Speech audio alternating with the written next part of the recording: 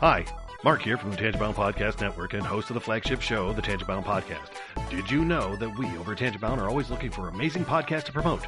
And did you also know that we are also proud nerds and geeks of everything from movies, music, gaming, TV shows, and comic books to wrestling, MMA, soccer, and football? Whatever you can nerd or geek out about, we've got it. And if you're interested, we can help you find it. And if you're a show looking for a place to call home, we've got you covered. Side effects may include upset stomach, dizziness, tumors, shakes, and in some rare cases, death from excessive laughter. Though to be fair, it's only sometimes. Other side effects may include diarrhea, gallstones, heart palpitations, and strong desire for cookies on the dark side. Talk to your doctor and visit TangiboundNetwork.com and see if Tangibound Network is right for you.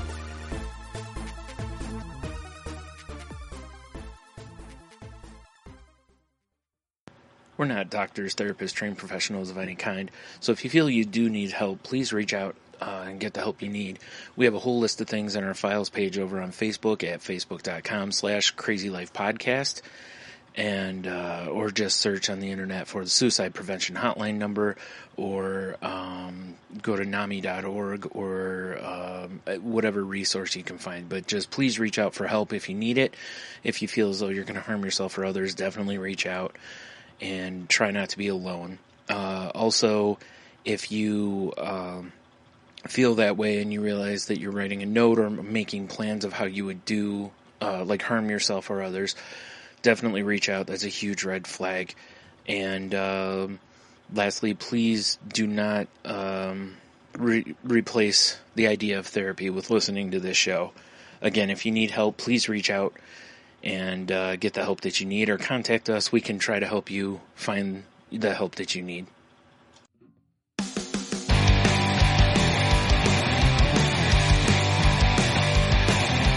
Life sucks to the last drop. Are you gonna blow your head off? Take good aim and don't forget to duck. Life sucks every Monday and all the way to Sunday, but I wouldn't have it any other way. I don't care how you're doing, what's up or how's it hanging. I'd like to buy this world one last drink. Life sucks all of the time, stick it up your sunshine, and then you'll see the clouds every day. And then you'll see the clouds every day. And then you'll see the clouds every day.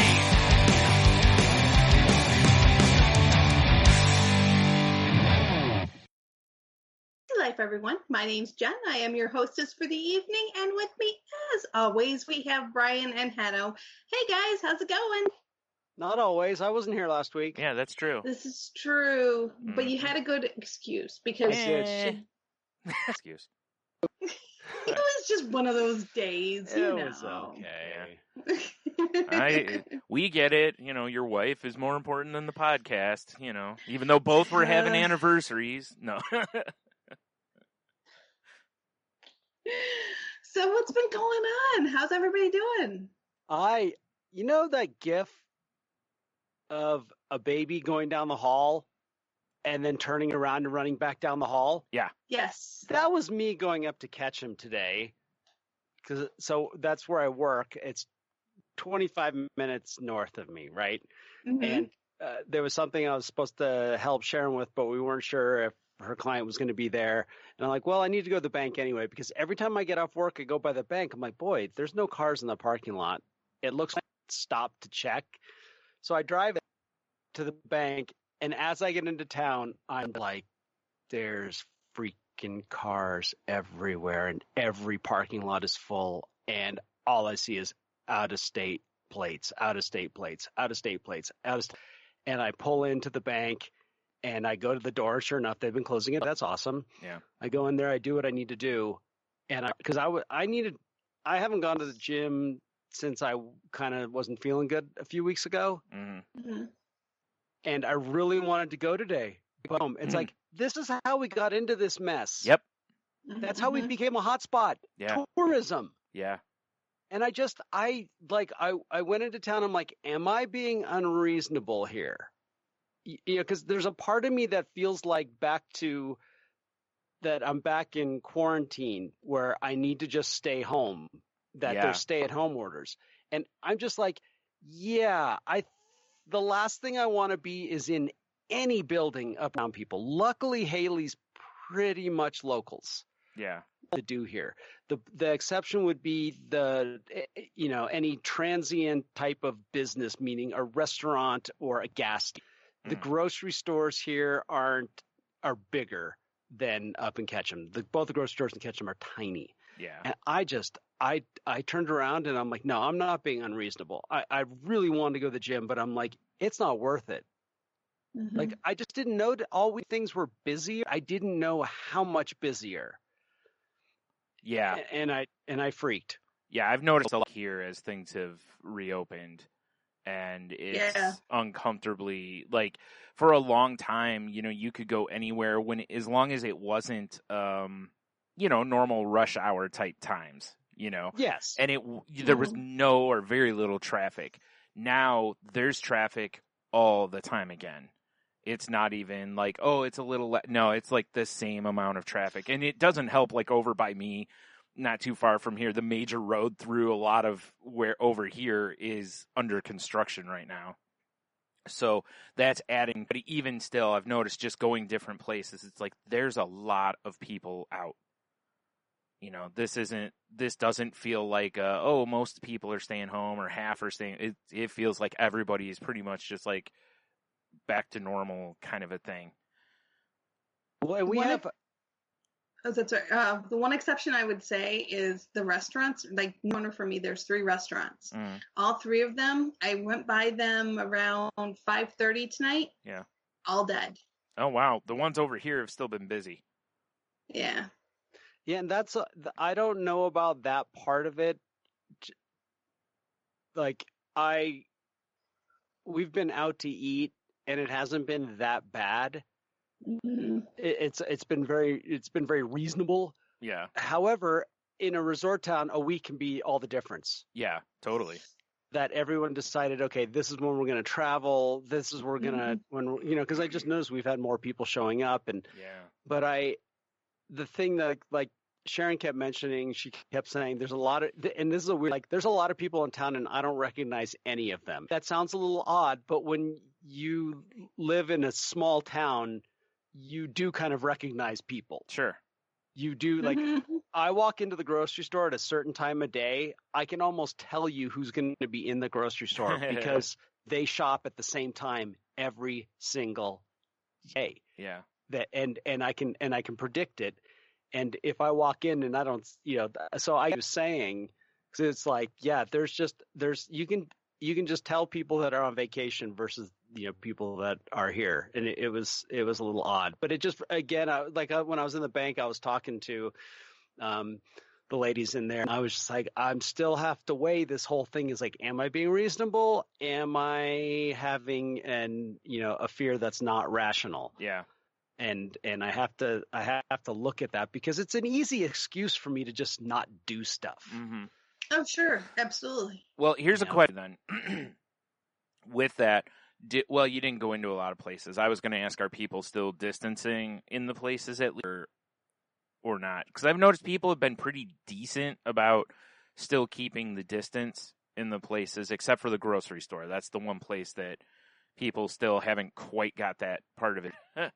But everywhere else, I've noticed that people seem to, like when they're in line or whatever, they try to stand far enough back, It's been, for the most part, it's anyone that's not wearing a mask, they don't care. Yeah. It's kind of that thing, and that literally, and that is the difference between locals and people that came in from out of town. With the exception, the interesting thing is all of our owners that are from a West Coast state are calling us and specifically asking how are people self-enforcing? Yeah. They want to make sure that there is that level of like, are we being responsible? Yeah. And so far we've been able to say yes, for the most part, yes, everyone is. And so they're like, okay, yeah, we'll come out, because they honestly don't know. Idaho is, our little island here is vastly different than everywhere else, but Yeah, right. took that opportunity today to do something it's one of these things that I knew I needed to look into, but it was going to require a phone call or at least some sitting on the computer and doing a little bit of work. And it's weird how, even though it's something that could benefit me, something in me gets in the way of doing it. And then finally, it's my loan agent that helped me get the loan for my house, me a monthly email, and I usually just delete it. And this last time I left it there as a reminder. And so I sent him an email and said, I want to look at refinancing my house. Mm-hmm. That scares me. And I don't know why. Yeah. Like, what's the worst thing that happens? I don't get what I want. Ooh. Right. Wow. Yeah. Yeah. And like, even today, I got a phone call while I was out walking the dogs. It's like, oh, that's got to be Sean. And I called back, and it wasn't him. There was a voicemail, and it was his assistant, because Sean was out of town. And I called Randy, and I had a great conversation. I had like no problem talking to people. Yeah. When I'm, on the phone with them. But the whole thing, and so he said, we have an app, and you can go on, you can literally upload a thing.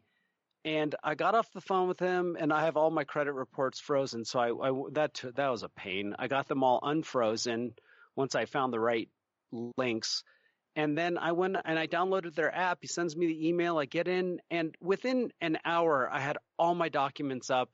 That it's in. The application's done. Boom. And weird how. I think it's almost like PTSD for bought the house. Yeah. Well, it's fear of rejection is a lot of it. It's fear of rejection. You're right. And I'm not going to get rejected. Yeah. Yeah.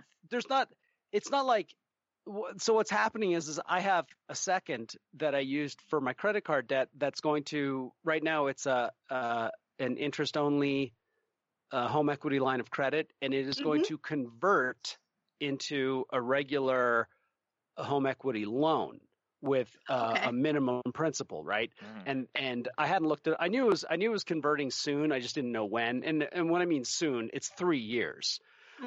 But it's going to happen, and I need to think ahead. So I was like, well, it'd be way better to just bring that in and refinance the house, and who knows? I mean, we literally have there were one real estate, 5 cash deals here in a week.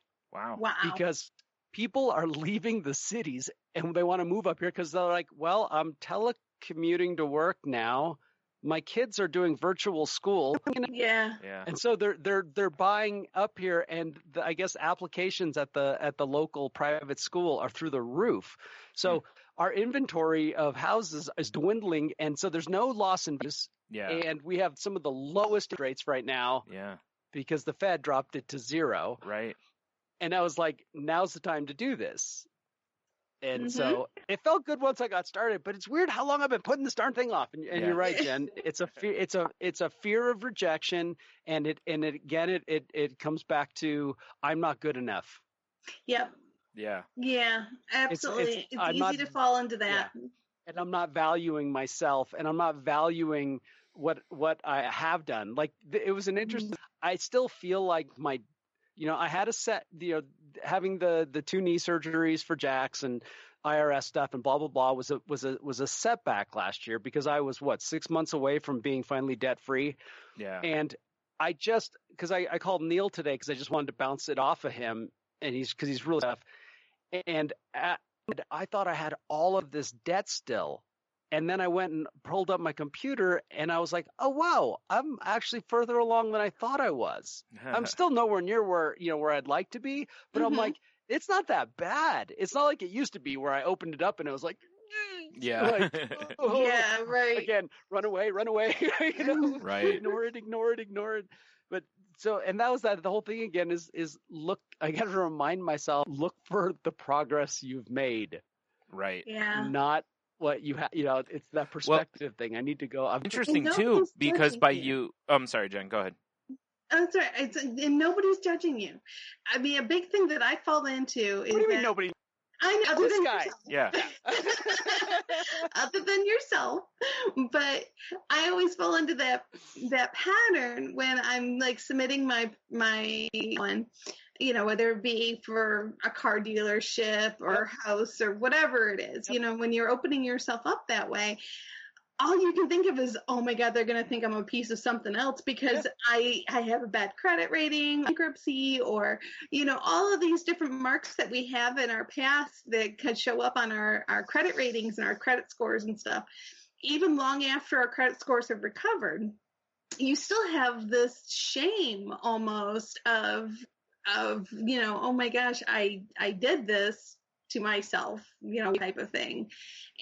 Or even if it's current, it's just,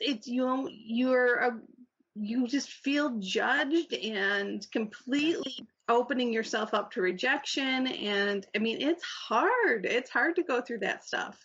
I am not my credit report. Yeah. I am not my credit score. Right. Yes. I am not my financial difficulties. Yeah. Exactly. They are simply financial difficulties, and I am just fine. There's nothing wrong here. If whatever's wrong and whatever I need to be judged on, I guarantee it's not finances. Right. It's other bad behaviors. Yeah. I agree. So, anywho. Well, it's funny though, by you putting it off so long, it's interesting how, like, the reason is, like you said, you're carrying this, I'm still in all this debt kind of baggage with you, much like it's a financial dysmorphia, you know, and like you've lost a lot of weight, but you don't see that yet. Yeah. And then like now, but by not looking at it, you also didn't allow yourself to see the that you had made, so it's true. It's kind of like, but you either don't step on a scale or don't look in a mirror ever, you're just like, oh wait, hey, what's going on here? And so I think it's kind of funny how, just that situation, it keeps you from, it's amazing how we just won't let ourselves have the success, like, or the victory, like, and it's, now you look at it and you're like, oh, hey, actually I've done some good here, like it's not as bad as I thought. So, I think it's interesting just how, it's amazing how life-changing things are sometimes when you go, wow, that's such a little fear, or it's this or that, and then once you're past it, you're just like, why did I let that stop me? Or look at, it's so amazing. Once we're past whether it's a fear or an obstacle of some sort, you just look back and kind of just see how successful you actually have been or are at the moment. So yeah, definitely allow yourself the ability to do that. But I know, like, it's this, we've talked about tons of times, even like a phone call, just how big of a wall can a phone call be? Like, it shouldn't be. It's pick up the phone, call, I still did it by email. Yeah. Well, actually, it's funny you mention that, because like this week, my doctor's office called me about something, and I was sleeping when they called, but they have a new system that they implemented a few weeks ago, and through it, they can email me now. Emailed me, and I've had a correspondence with them every day since, and I'm like, yes, and it isn't about like, I can avoid the phone call, but it's like, this fits me better. This allows me to, get things done. And yeah, I still times, but it's nice that this option is there, because with the hours I sleep, when they call, a lot of times I'm asleep. And then when I call back, a lot of times I'm busy or blah, blah, blah. This way it works just like a text situation, where they send it to me when it's convenient for me. I see it. I send it back when it's convenient for them. They see it. Now we're actually making progress, instead of before, to where it was both sides just calling and getting nowhere, So I like anything that gives me more tools at my disposal for stuff like this helps. So I'm glad, that, like you said, with that, them having that app and doing it via email and everything, it's like, without those tools, maybe you still wouldn't have done this. So it's nice that they're there. Yeah, technology is very helpful in so many ways for, what's interesting is because there's a lot of this talk with the voting stuff, Mm-hmm. where who are the people that need to have other ways of voting, and they talk a lot about, like people that have physical handicaps, or they have, mental health issues, or whatever it is. Yeah. We've done such a great job of using technology in so many other aspects of our life. Yeah. And yet that's still a hang up. And it's like my mother got to do this. I love this stuff. My mom, who is not technically minded whatsoever, finally got a webcam. She plugged it into her laptop, and she got onto her little Zoom yoga, and she did her yoga. Mm-hmm. Well, a bunch of Estonians, and there was a lot of older Estonians who haven't been able to communicate. Some of the younger ones, and when I mean younger, they're in their 50s, Right. are trying to help the people that are in their 70s. Yeah. Right. Right. This is not. Because a lot of them they don't even have computers, or how they use computers is not how computers. Well, my mother couldn't get onto the Zoom meeting on the laptop, and she went, I have another computer upstairs, her desktop. So she unplugged the webcam, went upstairs, plugged it into the desktop, and got it going. Now, Nice. for me, that's no, Mm-hmm. It's a pretty big deal. but for her to be 8 years old. Yeah, that's a pretty big deal. She's a hacker now. Yeah. I loved it. And it was so great. Like she told me, we were talking on the phone. She said, if it weren't for this whole pandemic, she wouldn't have advanced so much. Yeah. Because it's become such a good tool for her, and it's actually been helping her. Yeah. And that was like, that's her win, such a big win. And she tried it. She didn't call me. She's like, I'm just going to go try it. Oh, wow. And then she emailed me afterwards and said, I win. Yeah. And I'm like, awesome, Mom. Yeah. That's awesome. Great. Yeah. It's doing the same thing for my mom as well. My mom's doing her yoga a couple times a week via Zooms now. We had my stepfather's memorial service, his funeral service, Zoom. Wow. And, and my mom is coming kicking and screaming, but she's always been technical savvy-ish for her age. I mean, she's, what your mom is willing to embrace technology. The big difference in that, there's a lot of people that are, like Henna was saying, the people that are older than like the three of our generations, that are very much like. So, she'll give it a try if you show it to her and stuff. But yeah, she's doing her thing, and she's becoming quite the social director for her set of friends down in Florida. So that is fun. That's awesome. The social director, Yeah. I love it. She's the social, sets up the Zoom meetings, and That she is sends so everybody the emails, and I love that. Yeah, nice. Because that's the fear right now, is that people are being stuck inside and they can't communicate with anybody, and it's so great to hear that. Yeah. Well, and even just the video component to it, like my mom can talk to her kids on the phone, but it isn't the same as seeing them. It's different, So, Yep. if she can see them, it adds another element to it. I mean, it's still not the same as being able to give someone a hug or something, but it at least puts you one step closer to this feeling, like it normally does. So it's nice that there's technology out there that helps with a lot of this stuff, and really has kept people from being, completely introverted during these times. Absolutely. I mean, Zoom saved my butt times over, because I would go. I'm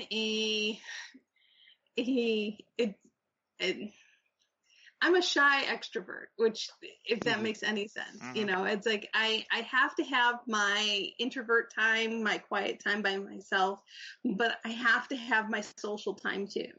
And if I don't have my social time, it really bothers me and it really upsets me. And Zoom has just opened my world, and I've Zoomed with many different Twitter people and things and so family, and did some social stuff that really, it saved my bacon during the quarantine stuff. Mm-hmm. But I guess I'll go next. Really quick, what I think is funny is how many podcasts I've heard talk about how doing Zoom interviews and them doing it via Zoom, and they're like, man, this is so much easier. It's like, it's kind of funny how many podcasts already been doing it this way with people, co-hosts, like one in America, one in like Australia, or one in, somewhere halfway around the world. And these ones where these two people live in the same city, and now they're like, oh, this is so much easier. Which is great, whatever. It's great either way, but it's just kind of funny how even in the same city, people are finding this. I mean, me and Tony do Salty Language, or me and Jen, we're in literally, basically the same city. So, yeah, we're like 10 minutes away from each other. But Heno is, way out west More from than us. 10 minutes. Yeah, so it's, it allows, but like Salty Language, Tony and I live like, I don't know, 10, 15 minutes apart. We, aside from the quarantine stuff, we could get together every week and do it. It's just easier to do it this way, It is. So this last week, I started back to the gym. Yeah. And that's going well. It's funny because some days I wish I could record my inner monologue and play it for you guys. That's so great. I would love for you guys to actually hear this reality TV show ever. You could do this. You just have to find moments to take the time and do little voice memos on your phone and then play them for us. Or send them to me and I can play them. Yeah. That's your next podcast. It's called Jen's Inner Monologue podcast. People don't want to hear this junk that's going on up here. Yeah, they do. But I literally, my brain goes through different phases. I want to go to the gym. Gym makes me feel good. You don't want to go to the gym. You want to sit and watch TV. That's a much better decision. But no, I really want to go to the gym. No, you just think you want to go to the gym. By the time do you really want to get in the car? Do you really want to drive all the way? You got to worry about parking. Then you have to worry about that. And then the whole you get COVID. Come on. The COVID's out there. You don't want to go to the COVID. No, I really want to go to the gym. This has to become a thing. So this is what's going through my head as I'm, and it's literally all day. This is not just a little tiny segment of my day. This is a whole day. So you're going to have timestamps on it. Yeah. Our hour has gone by. Right. 11 a.m. And then the dialogue starts. It's still going. Well, this is where Instagram Live exists, and Facebook and TikTok, and I mean, just pick a platform and just go with it, because almost everything now has the ability to go live on it. So you could do that, or just upload short videos every time you do it, whichever. And it's just and you guys are right. I mean, it's insane. I just make up my own words now. Well, why not? Truthiness is in the dictionary. It's just waiting for stupidityness to go in there too. I love it. But the stupidness that I put myself through for no reason whatsoever, other than this is what my brain chooses to do with its time. Well, in fairness, that really is what mental health, like that's where this comes from. Yeah, we all have our own, inner doubts and stuff. The fact that it just continues for hours on end, basically, that's where a mental illness versus just, because mine does that too. Some people ponder the great verse. I ponder whether to go to the gym or not. Mm-hmm. That's what completely absorbs my day. It is what it is, and this is the way my brain works. Yeah. And I have to overcome and just put one foot in front of the other, and just have to keep moving. I went 3 times last week. I went 3 times this week. Awesome. Nice. I explained to the trainer, I did 2 trainings last week with trainers. And the one trainer, I explained to him, I said, I'm going to keep up, because basically the work at the gym I'm at, it's whoever's on shift. You sign up for given time, you can usually get the same person because they work similar shifts every if you want the same person, that type of thing. Yeah. But they basically show you how to use the equipment and stuff, but it's not like the trainers that you see on TV type of a thing. Yeah. It's more of they show you how to do stuff and then they'll kind of encourage you to keep moving. And I told them, I'm like, with the training, even after I understand how the machines work, because it gives me other motivation, because I'm a people pleaser and I don't let somebody down by making an appointment with them and not showing up. And he laughed and he's like, that works. I said, so I'm going to kind of use you as part of my motivation to make me come to the gym. And so he laughed and we had a good conversation about that. And he talked a little bit about healthy eating and stuff. So I didn't get a chance to make any appointments this week, but I need to make some appointments for next week, because I just did cardio this week. I didn't do any weights, which I need help with the weights. I need to make sure I get my weights in, to keep my muscles building and all that good jazz. Mm-hmm.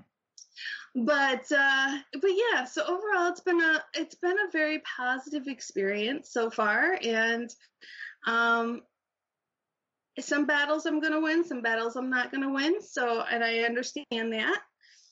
I have yet to tackle the eating. That's going to be the next step. I'm slowly I'm not changing eating and exercise at the same time. Mm-hmm. I'm changing exercise first, and then I'm going to adjust the eating slowly and change the diet, because I want it to be something that's going to last. Versus if I take on too much change at one time, I don't think I would sustain. Yeah, Tim Ferriss actually mentioned that he had a book called The 4-Hour Body, and he talks about that, to where to do, I don't remember which order he did it in, but it was I think it was food first and then exercise, but I don't remember. Either way, it's the same idea though, is that, because otherwise you're going to be grumpy and less likely to succeed, kind of a thing, was his theory. So yeah, it's understandable. So, we're working on the goal. My goal is 50 pounds by December 31st. I don't feasible at this point. It's possible, but I don't think it's realistic, but we'll see. Maybe roll into next year, but we'll see how that goes. Do it one day at a time type of thing. Something else I wanted to mention is a friend of mine mentioned today, with that, and he can't give, and he said to me today, he's like, I don't feel worthy of anything. And I said, maybe instead of thinking about it that you don't feel worthy, change the narrative and say, I am so grateful for what I have, versus I'm not worthy for what I have. And we started talking about that. And, it really made me stop and think. And it's really much about perspective and putting perspective on things. And it just really helps to underline that for me over time and time again, how important it is, our narrative that we tell ourselves, how we look at things, how we choose to use the words that we use and talk to ourselves the way we talk to ourselves. It can change that. It takes time, it takes practice, it takes choice, but you can do it. If you really, really set your mind to it, just like anything, you change how you talk to yourself. Those out there that's having those troubles and talking to themselves and using language, I challenge you, just try to adjust it just a little bit. Focus on the gratitudes. Focus on the positive aspects of things, where that takes you.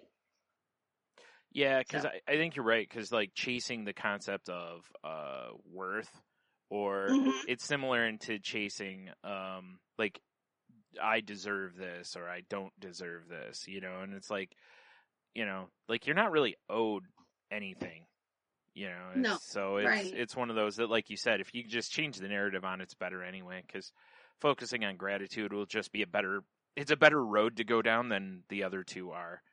The other two have way too many detours. Like Gratitude's a pretty, mostly straight road compared to the no others. big potholes, which is good. Yeah, hopefully.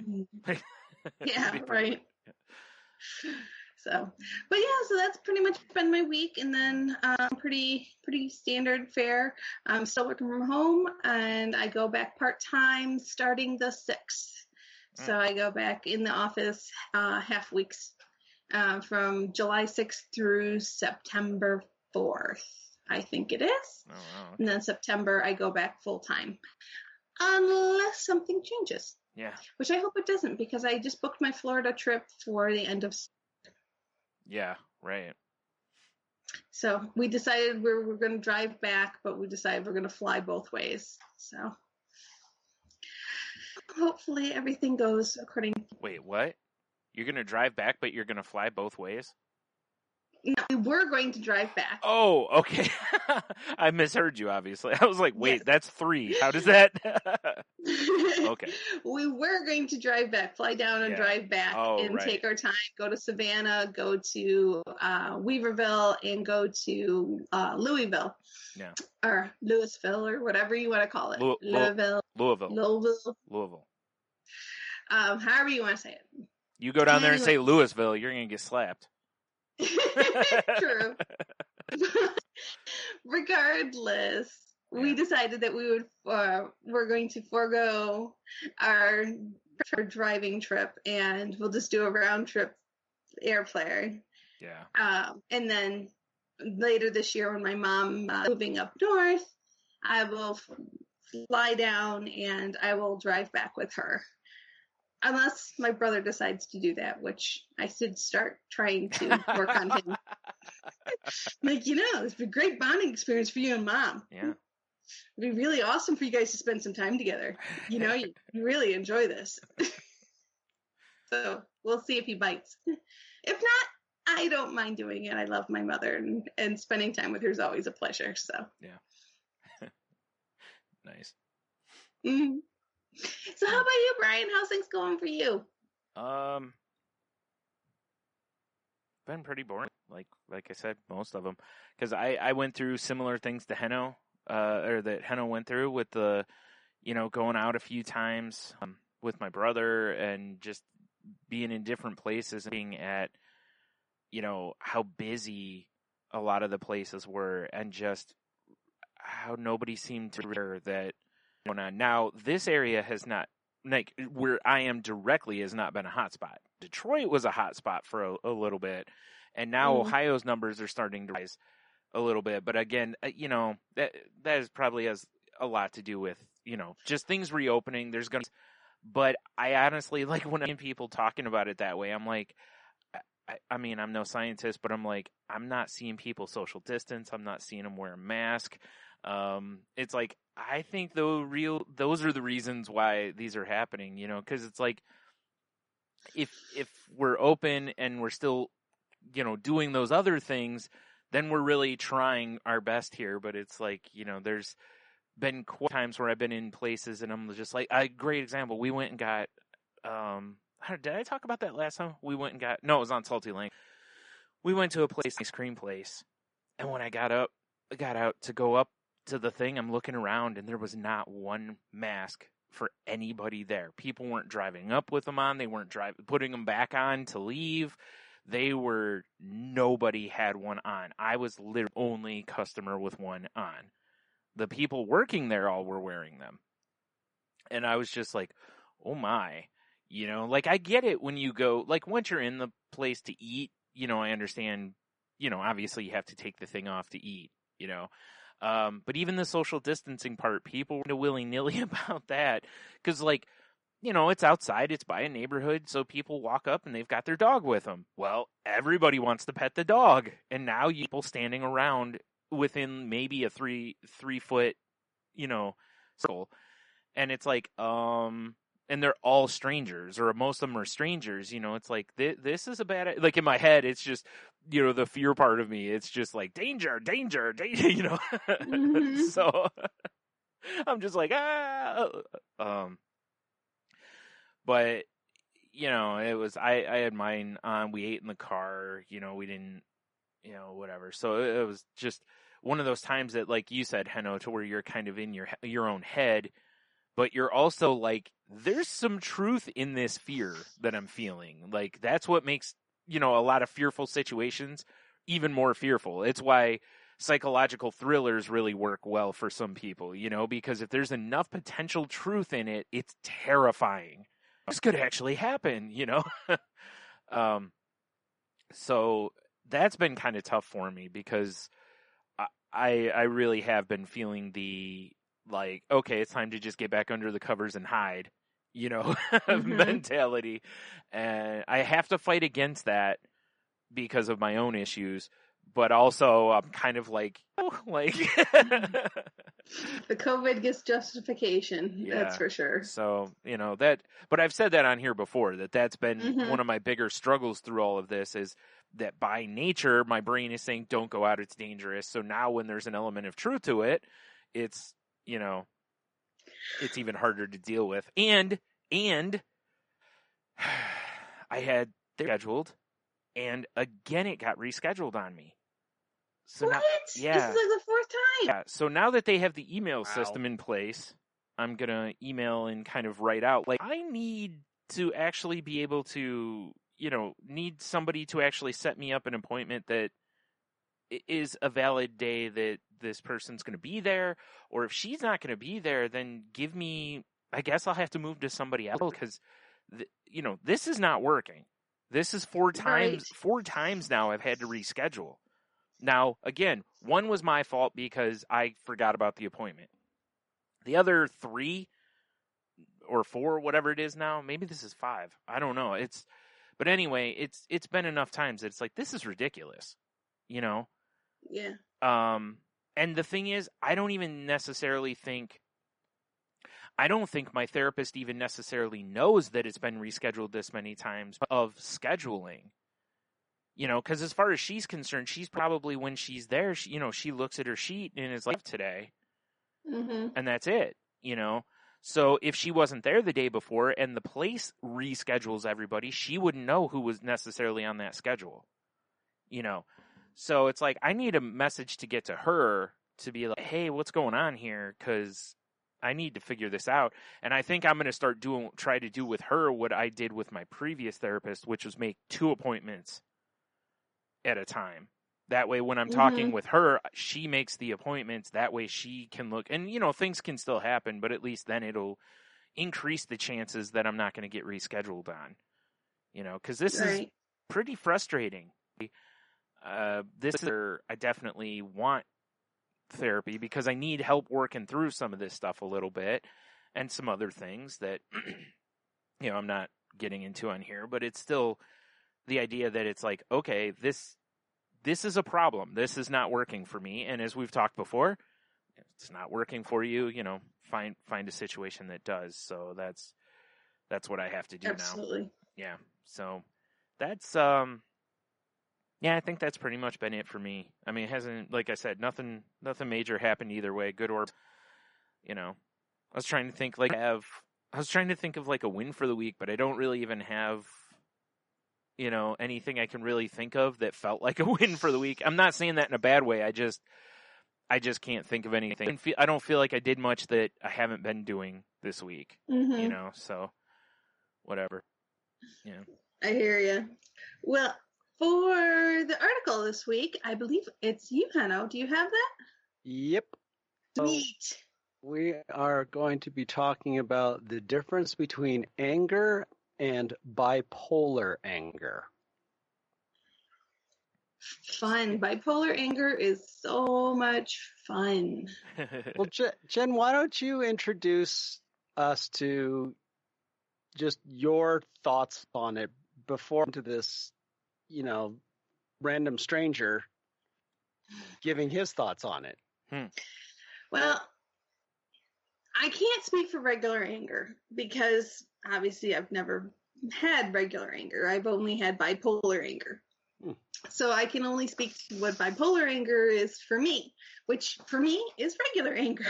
If that makes any That's sense. true. No, you're right. It's true. Yeah. That is my norm. So, and that's why I live in. Bipolar anger, you feel really justified. It's really, really passionate. You feel really justified in your position. And it's weird because there's also a lot of self-doubt involved in it. So, at least for me, I can only speak for my position, but I guess I'm trying to think of the best way to describe it because it's so difficult. When I get angry, I get very righteous and very indignant about things. And I can't let it go. It'll be for days on end, and I'll just chew at me and stuff till I have to say something. And it can be something that is so forgotten about. It has just festered in me. I have to explode about it. It envelops me, and I can't get away from it. It's that I'm compelled to. I must say something, and the only thing that helps me is perspective. If someone can distract me long enough to help me gain perspective on the whole big picture, that can help me to diffuse the situation and diffuse me so that I can calm down. But yeah, I mean, and it's wild because there's a lot of it's not fair. There's a lot of that's not right. They shouldn't be able to do that. They shouldn't be able to say that. You want to see a great representation of bipolar anger is, I was telling the guys before the podcast started, there's a show called Ozark. Sorry, I can't even talk. On Netflix. That is really a very great show. And one of the characters, their brother, is bipolar. And he loses it in this fit of anger. And I get it. Like when I watched it, it was one of the few times that I've ever been able to watch something, a depiction, I should say, of bipolar and actually relate to it. And he just lost his mind. Yeah. And I understood where he was coming from. He's like, they're bad people. They're doing bad things. Why am I getting away with this? It is not fair. It is not right. Why is no one calling him out on this? I have to be the one that called him out on this because this is not right, and somebody has to call him out, so I'm going to be the one that calls him out, and I'm going to stand up for what's right because somebody, and it has to be me. I can't remember. I talked about this on Salty Language. I think I talked about it on here, 100 years ago. That I can't remember. Maybe Henno will remember if it was, or something like that. Or maybe it was like Risk or Off, one of those kind of podcasts, where a guy actually tells a story about how he actually left the country in a manic, because his bipolar manifested in a way that he thought people were actually out to get him, and he was going through a lot of this on that show which was very much like he's trying to tell people this is going on and nobody's listening because they all know that it isn't, essentially they know that it's his mental health or mental illness, and he basically got into such a place in his head that he left the country. He went, and it was just like the first time I heard that, I was like, whoa. Because again, like most people, and I'm sure we'll talk about through this,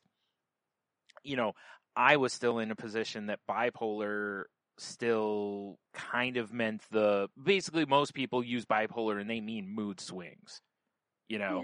Like 1 minute you're sad, the next minute you're on top of the world, angry, and then you're happy, and it's like that wasn't this at all. It was a whole different angle in this, and it was like, whoa, I didn't even know this was part of it, kind of a thing. So, it's amazing when you get a glimpse into these other things, so I encourage you, if you hear podcasts and they're going to talk about this, really listen to them, because the things that I think most of us think are bipolar, or OCD is another great one, there's so many things we don't, as people who don't have it, unless you have someone very close to you that has had it, you probably have no lot of the things that go on with it. So definitely, check this article out and, maybe look it up and find some stuff, especially if you do have someone with bipolar in your life.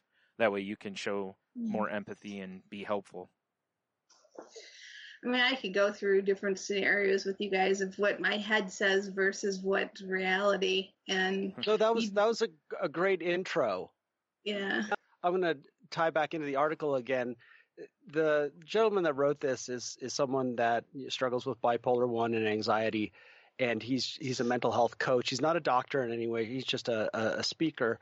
And one of the things he says here is that the majority of people with bipolar disorder have experienced bipolar anger, a level of rage and hostility outside of the quote unquote normal range. And I liked how he put quotes on normal. Yeah. Traditional is what I usually call it. But yes. Or we can use neurotypical. Right. Yes, neurotypical. But it exactly is bipolar anger, because everybody gets angry. Yeah. It is a normal human emotion that has a value.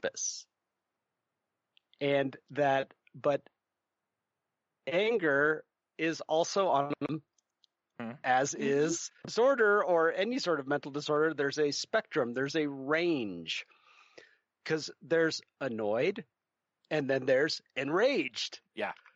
Right? And all intensities exist. All of them do to some extent in the neurotypical person. And anger really isn't the issue. And this is what he said. One thing that he said that I think that appropriate anger has a general cause, clear way to diffuse it. Because anger is part of our fight or flight response. Something happens, it triggers the response because we survive danger as humans. And at some point, when that danger goes away, we should now adjust back. That doesn't happen with someone with bipolar disorder. Right. There might be a general cause, but they don't necessarily have a way to clearly diffuse it. Because with all of us, you remove the danger. Sure, people get annoyed by something or something. You remove that. Like, for example, you get cut off on the side of the on the road. That car is gone. It's still in our head. Yeah. It's not just that the cause has been removed. It doesn't all our anger dissipate. Right. However, there's a clear cut, and that it should reduce itself at some point. Right. Now, and like you were saying, this isn't like a bipolar anger thing, but like somebody who has like issues, this is where that differs, is that most of us we'd be angry because we got cut off or whatever, but eventually it will fade, essentially. Yes. Whereas somebody with like rage, since they're on a different part of the as you mentioned there, now in their head it's I'm going to go cut them off, or I'm going to go retaliate, so then that's that like escalation that normal anger doesn't have. That's when it becomes, a rage issue instead of just an anger issue, Yeah, because we can measure the threat, right? Yeah, right. If you know what the danger is, you can measure the threat and you can give it a relative value. And then we can compare, is our response reasonable? Or in someone who suffers from bipolar,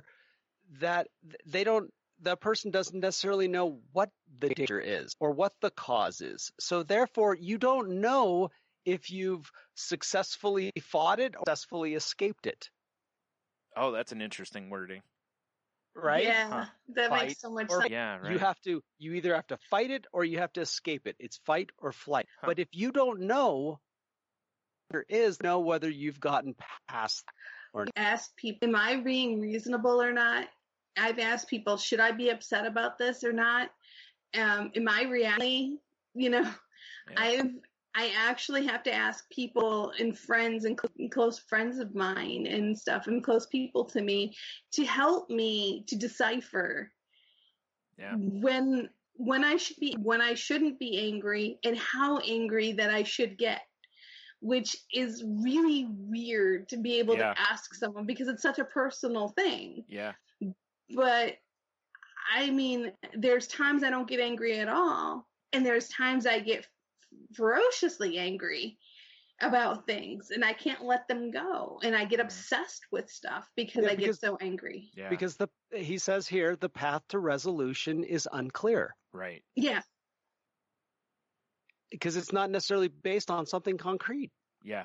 Yeah. And I think that's where, from what I've seen of it, like bipolar, like when you're angry in that sense, is it is very similar to, like I said, somebody with like, if you know, it's very much in that, is that you hit a certain point with rage, like, you know, that the phrase of, you know, you seeing red, meaning that you can't see logic, you're just in the rage.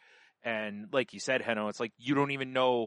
It's one of those oh God, with like a little kid, sometimes they're just angry and you're just like, why are you so angry? And, you know, it's almost like, I don't know, you know, like it's that kind of a, you hit that level with other rage to where maybe something triggered it, but it has gone way beyond that being the reason anymore, that you're now just in a whole different level of it. And like you said, you don't even know what will diffuse you because you're not in a logical, anger I think still has an element of logic to it. You know, and I think a lot of times once you kind of accelerate past anger, you know, the further you get away from anger, I think the further you get away from logic in this scale most of the time. Like you might still have an element in there, but it's more at some point just about like you're just mad and you want to be mad or you're going to be mad, you know. I'm talking rage stuff. I don't know about the other, but from the stuff I've experienced, that I get to a point sometimes, like you were saying, Jen, I get obsessed with it. And then at some point, I'm just like, what am I even mad about anymore? Like, you literally sometimes can have that moment of clarity and just be like, why am I so angry? Or you realize you're being that way, and it's like, what am I doing? Like, you don't realize what you're doing to somebody that way, you know? So what's really helped me gain perspective on things is when I get obsessed and angry with something, I always ask myself, what outcome are you looking for? Yeah. What do you want to happen? And when I stop and I start looking at it from that direction, from another direction, then it really helps me to gain perspective and to kind of break that cycle of all the craziness that's going on in my head. Sure. Because it gives me some work on and work towards an actionable item that I can do. It's like, what do I want to see happen? How can I make that? It's because you're breaking the thought cycle. You know, just like I've been told countless times, you know, with therapy. And oddly enough, like what you talked about with the rage stuff, I've done the exact same thing with emotion sadness in therapy, to where, you know, like when I've lost people and I'm like, am I reacting okay? Because I don't really feel that sad. Like, because there's that numbness that comes with depression. You know, so I get what you're saying. So like, and that's what a lot of the things we're learning in therapy is basically, how can I break the cycle? That way I can then have a direction with my thought process, you know, because if you break the irrational cycle, hey, now I'm going to be deliberate with my emotions and try to get yourself set back on the path. So that makes tons of sense, that, you know, that gaining that perspective and breaking your cycle in that moment really can allow you to kind of, for lack of a better term, snap out of it, you know? Yeah, well, it's that transference from reaction to action. Yeah, right. Because and the thing that he says in here, and I think it's very important, is there are many different symptoms to bipolar disorder, but this can be the worst because it is destructive.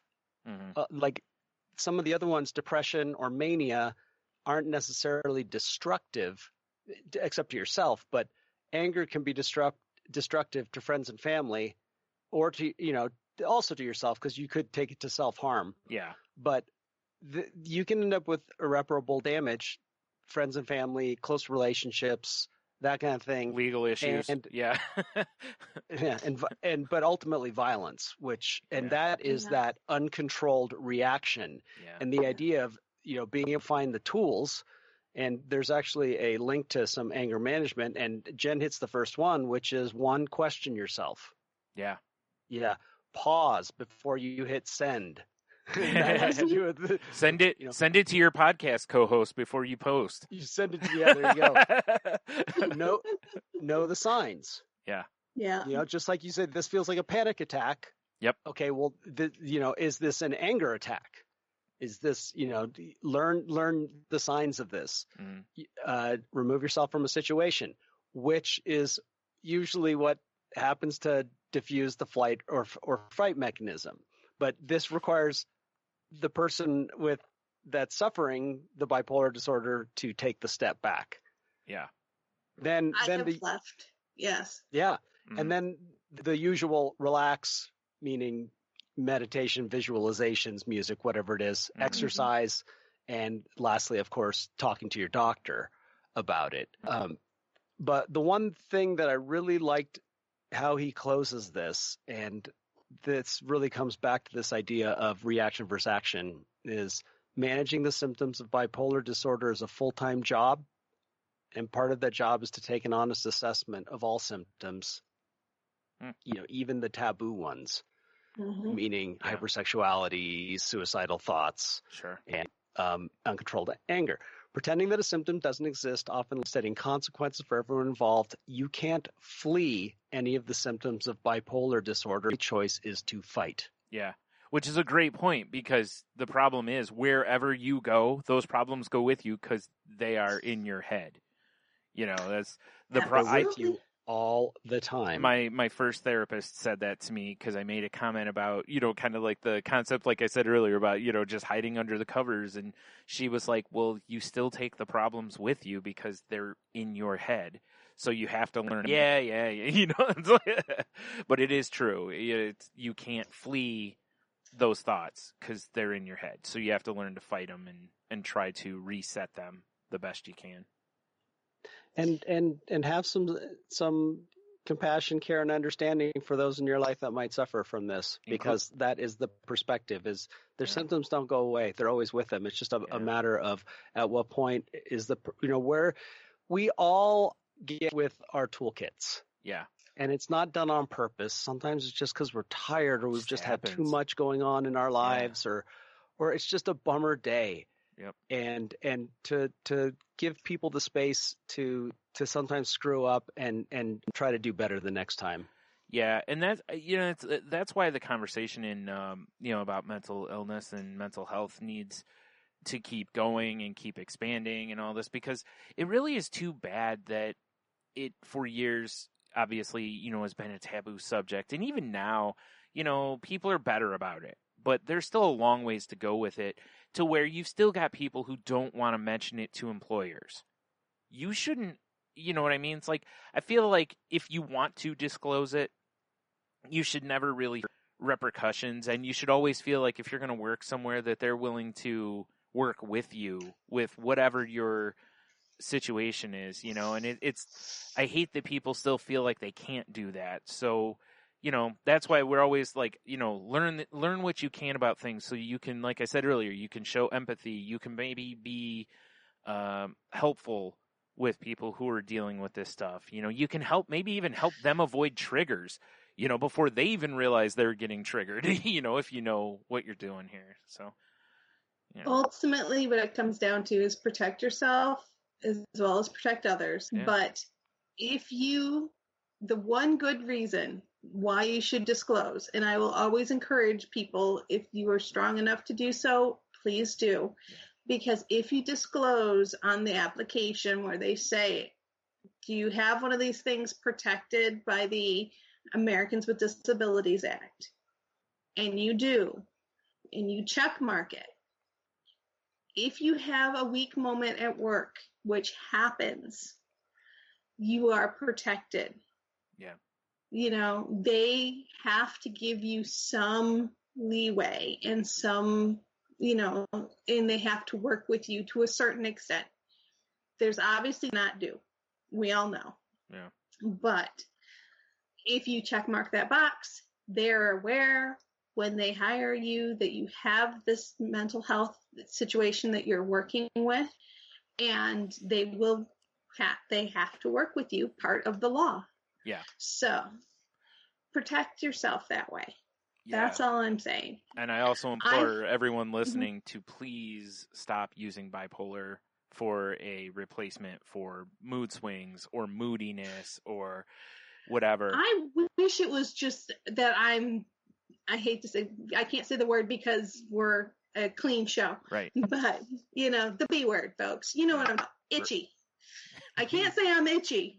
I wish I was. I wish that's all it was that I was just having a bad day or was cranky or, Well, the thing is literally that it can be that, like Heno mentioned a minute ago, like it can be that you are, because like they said, this is a constant fight. So some days you're going to, every one of us have days where we wake up on, the wrong side or what. But the difference is, like we said earlier, it's harder for people with mental illness to deal with it because, in a lot of ways, because it doesn't just normally fade the way normal anger fades, because there is an obsession that generally goes along with it or something.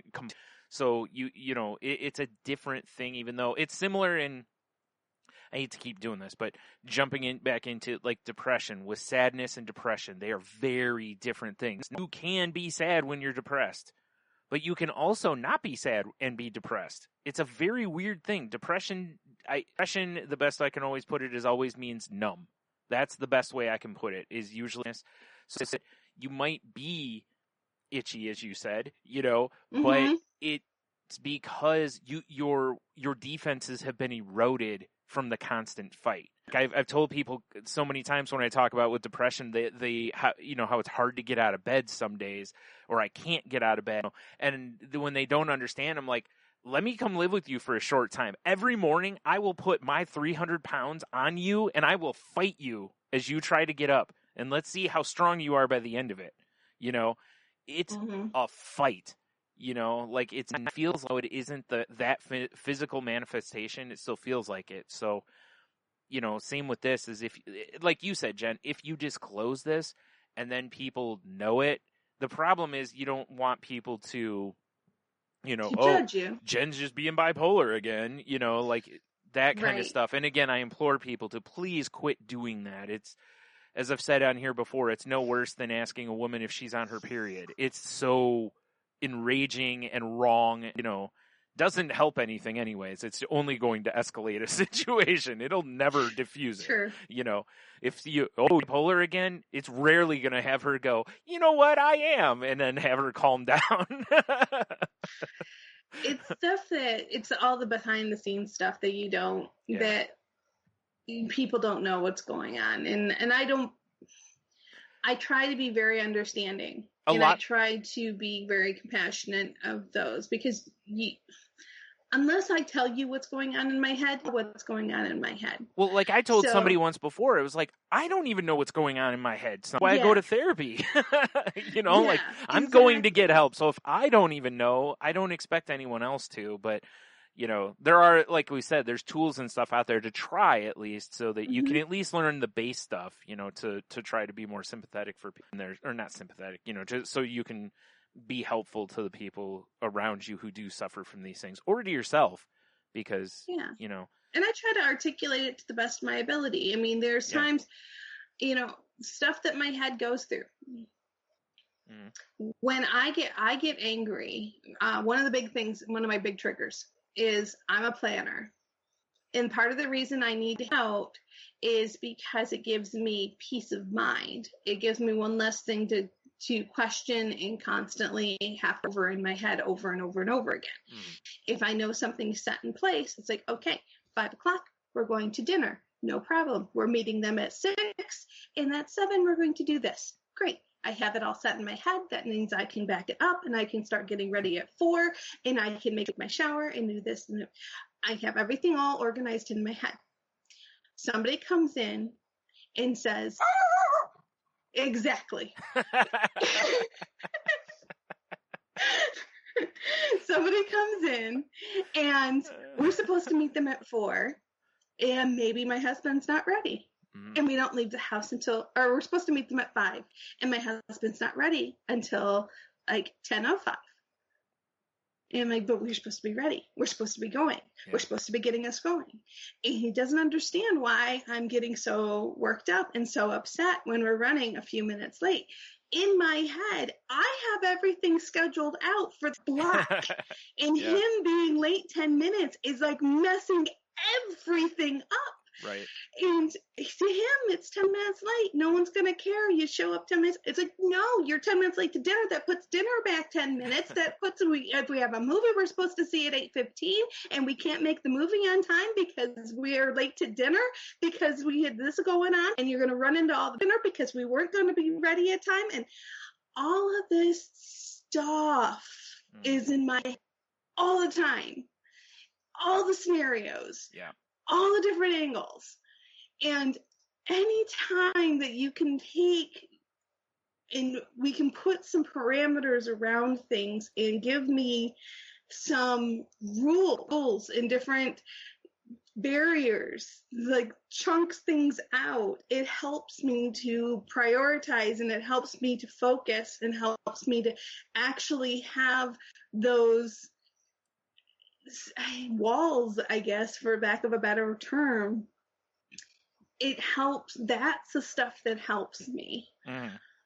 Like, you want to really mess me up? Tell me to be ready by a certain time and don't show up until an hour and a half later. My brother. Right. Who's famous for being late. But that's a perfect example, though, of, like we were talking before, it starts as a logical thing that a lot of people don't like to be late. Like, for whatever reason, they don't like to be late. Yeah. And then the obsession or compulsion part of it, or the mania, or whatever you want to call it, the manifestation there, it takes it and just rocket straps it. And next thing you know, you're really angry because whatever, when, you know, like you said, it very well could be you walk in 10 minutes late, nobody cares. You know, everybody's like, whatever, you know, it's just like, but it doesn't matter because that's not what the anger was about. Even if you are running behind but still make it on time, it won't necessarily diffuse the anger. Right. Whereas a normal person, touching.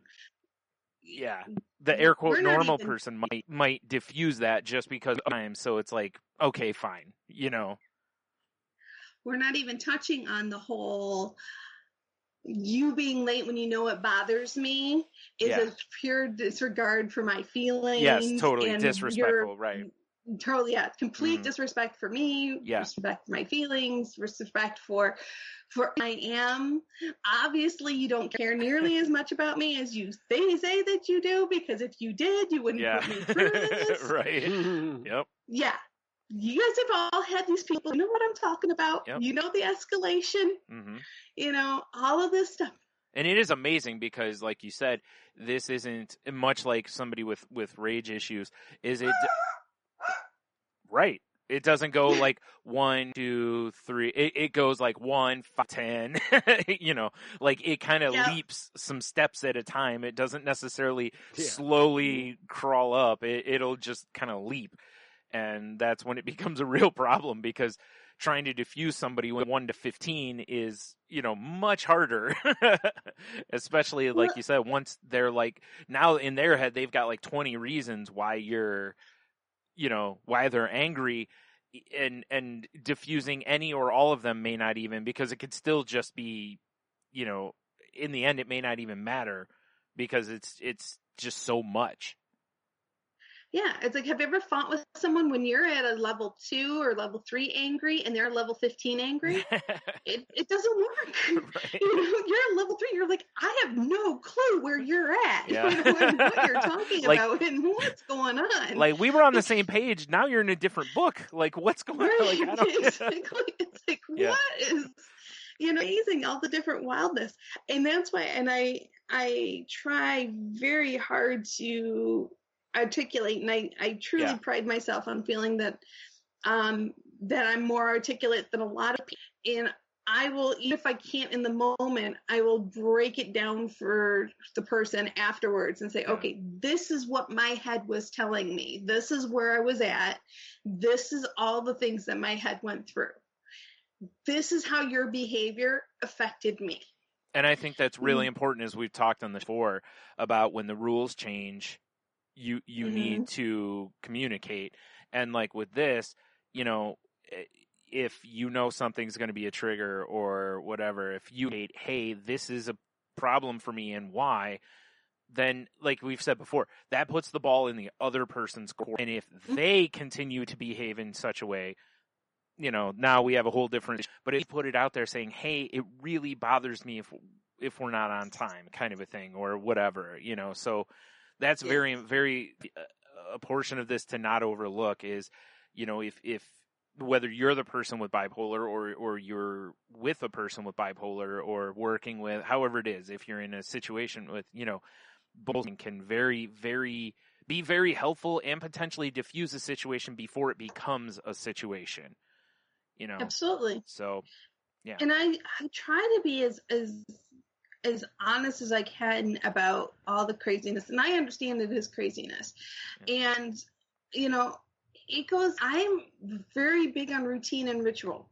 I have to have and if something changes that, then I need to understand what and why. You know, an example, a friend of mine always messages good morning. If they don't message me good morning, I message them good morning. Mm-hmm. If I message them good morning 3 times in a row, I won't message them a good morning again until they good morning again. Yeah. It is their turn. Right. Granted, they don't know these rules. Right. So how is he supposed to know when he's supposed to message me? And I don't know, but he's just supposed to know these things. Anyways, so the good mornings happen. I good morning him one time. I did not get a response for 3 hours. Now, normally, not a big deal. Right. Most people would go, they're busy, they haven't woke up yet or whatever the reason is. There's something. We'll worry about it later. In my head, he's lying in the ditch. Yeah. By this point in my head, I had completely worked up. He was lying in the ditch. Yeah. He hated me. He didn't want to speak to me ever again. That I must have done something completely, crazy and whatever. And in my head, I had it worked up to this giant thing. He was. Yeah. Go figure. Yeah. You know what? Makes complete sense. Mm-hmm. He apologized, and absolutely nothing to apologize for, because he truly doesn't. Nothing to apologize for. Yeah. Because he did nothing wrong. Except once I explained to him what it does to me when we don't keep patterns. Yeah. All of a sudden he became part of it. Yeah. Well, like and we now said, he's part of it. Right, and like we said, now you've put it in his court to act. You've acted, now it's his turn to act, and then, we go from there. So, yeah. And if he does the same thing the very next day, then, it's like you said, then you get into the whole, well, I've explained this, so, yeah, but like you said, without him knowing that, it's not fair to expect the reaction you want necessarily until you kind of are like, hey, I need you to do this, because it just calms my, situation down, It's like, this is who I am. And it took me forever. I mean, I'm 41 years old and I'm still figuring it out. Mm-hmm. I've been trying to figure this out for, 40 some years now. Yeah. And I'm just now, in the last 5 years or so, getting the handle on how to communicate what's going on in my head. Because I know it's not rational. Right. I know it's craziness. Yep. Well, and also, for the longest time, this is the kind of stuff you keep to yourself. You don't tell people. There's that whole. You can't say anything to anybody about it because they will judge you. Yeah, there was that stigma. And they will remember this. Right. Exactly. Because it'll come back to haunt you. Because if you're like, hey, I have bipolar disease, most people are bipolar depression, or I don't know exactly how you were diagnosed, but, people aren't generally like, oh, you're so brave for talking about it. Now It to me, I don't know if you guys get it or not, but I get it from people at different times who've listened to this, and they'll be like, mention like, you're so brave for putting your stories and stuff out there. And I'm like, yeah, really, it's like second nature to me now. Like when we started, I was a little nervous about it, but I'll talk to a complete stranger about it. I don't care. Mm-hmm. So I don't see it as any sort of brave act or anything like shit that others do. And that always is a, reaffirmation of how far we still need to come, just much like in, like the,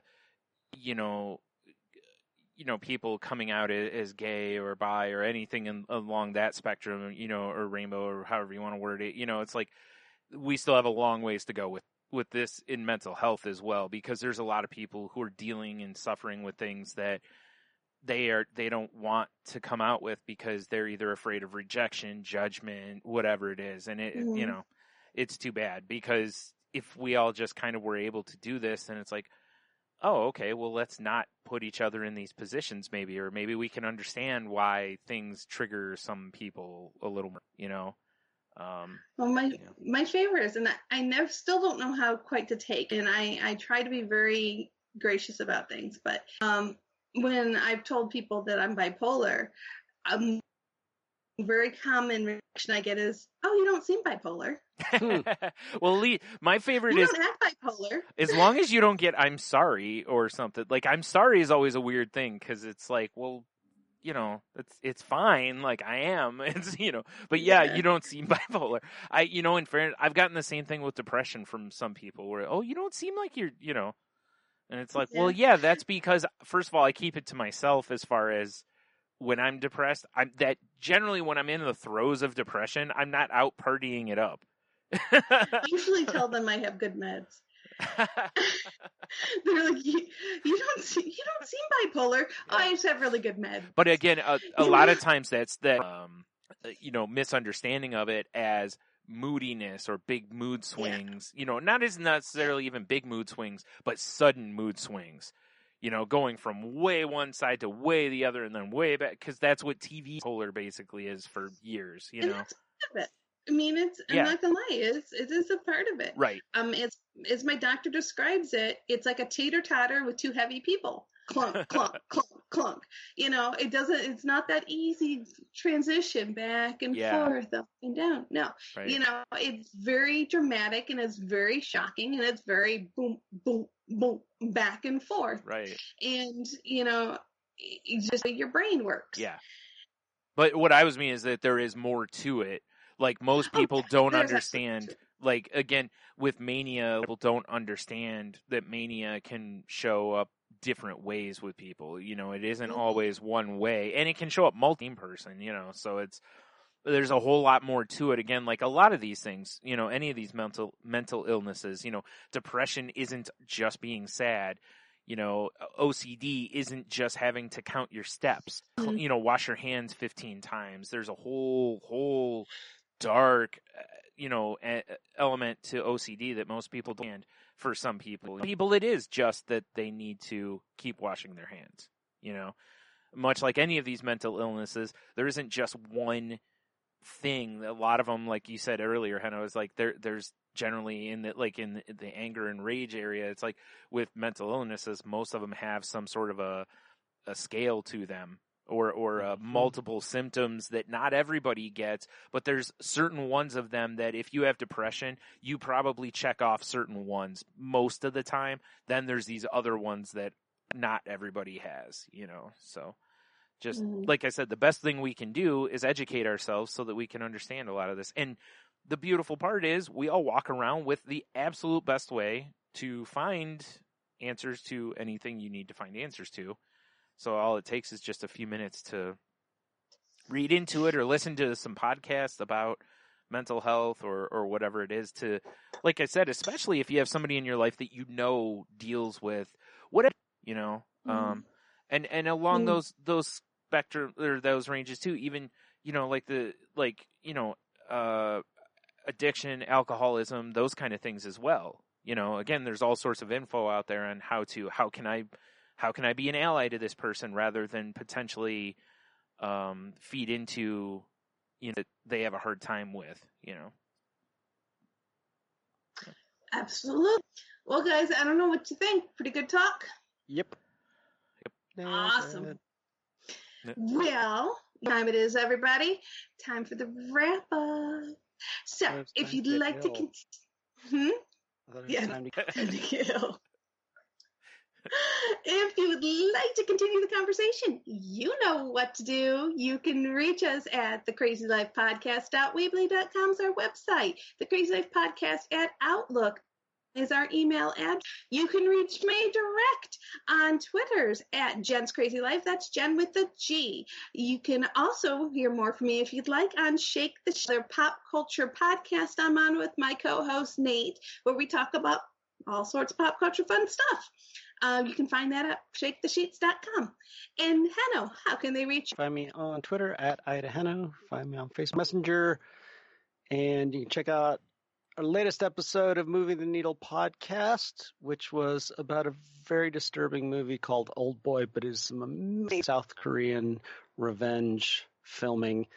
And I think another week we're going to do a versus. It's, what is it? It's So I Married an Axe Murderer versus Austin Powers. Ooh, that's interesting combo. I'm very curious about that one, knowing your normal hosts and those movies. I'm very curious on that. So yeah. Be out next week. Well, no, because it's one of those, like, I think on the surface, most people will be like, oh, it's Austin Powers, 100%. But it's like, So I Married an Axe Murderer is a very underrated, as far as the funny stuff in it, there's some underrated stuff in it. So I'm very curious to see how it shakes out. It's a serious cult classic. It is, yeah. That's what I said. I'm very curious how it shakes out. So you can find this show on Twitter at The Crazy Life Pod, where I post when new episodes go up. You can find me on Twitter at Stunami. My other podcast can be found at salty_language on Twitter or at saltylanguage.com or in any place you already find podcasts. And that's me and my best friend Tony, and we, bump our gums about whatever is kind of happening in our lives, weird news stories, pop culture, just kind of whatever, comes across our radar that tickles our fancy for the week. So, and then a lot of times it's just us BSing on a topic. So if you're into that, then check that out. Please, it is not safe for work, so please be careful of that. And we are part of the Tangentbound Network, which can be found at tangentboundnetwork.com. And then I feel like, on Facebook at facebook.com/group/crazylifepodcast. And then, as normal, if you're feeling as though you need help with things in your life or that, you're struggling in some way, please reach out. There's all sorts of help out there. There's, doctor support groups, therapists, just all sorts of stuff out there. Just please reach out if you need the help. And again, like I said earlier, please take some time if you people in your life that suffer from this stuff and maybe read into it a little bit to try to help them, also, because it is a really hard thing to deal with on both sides of the fence. Those of us with it, a lot of us do understand how hard it is to be a person on the outside.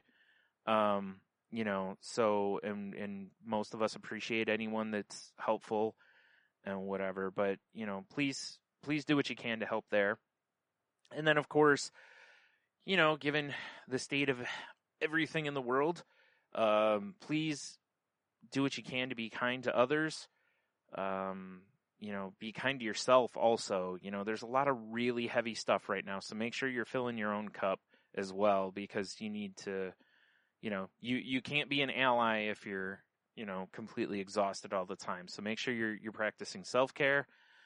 And of course, just like I said, just try to be as good as you can to one another out there. And then I don't know what else, be safe, please be kind and be safe. Absolutely. And the words of the young bloods, come on, people now. Smile on your brother. Everybody get together. Try and love everybody. Try and love everyone right now. Go out there if you can, folks. And don't forget, wiggle those toes.